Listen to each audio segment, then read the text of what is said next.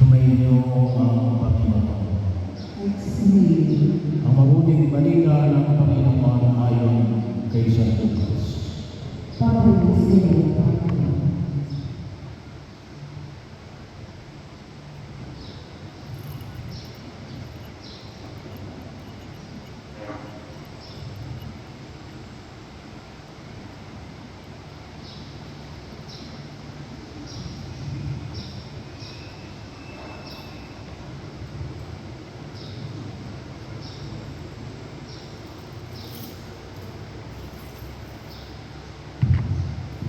Noong panahon sa paglalakbay ni Jesus patungong Jerusalem, nagdaan siya sa hangganan ng Samaria at Galilea.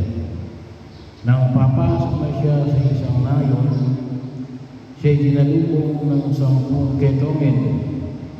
Tumigil siya sa malayong layo at umiyaw na, "Jesus, Panginoon, mahabag po kayo sa amin." Nang makita sila, sinabi niya, "Humayo kayo at makita sa mga saserdote." At samantalang sila'y naglalakad, umaling sila. Nang mapuna ng isa na siya'y magaling na, nagbalik siyang sumisigaw ng pagpupuri sa Diyos. Nagpatira pa siya sa pangalan ni Jesus at nagpasalamat. Ang tao ito'y Samaritano. Hindi ba sa ang kumalik? Tanong ni Jesus, "Nasaan ang siyam? Wala bang nagbalik at nagpuli sa Diyos kundi ang layuan ito?"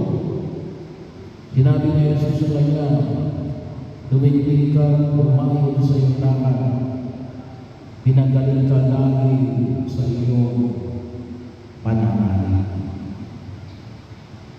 Ang mabuting balita ng Panginoon.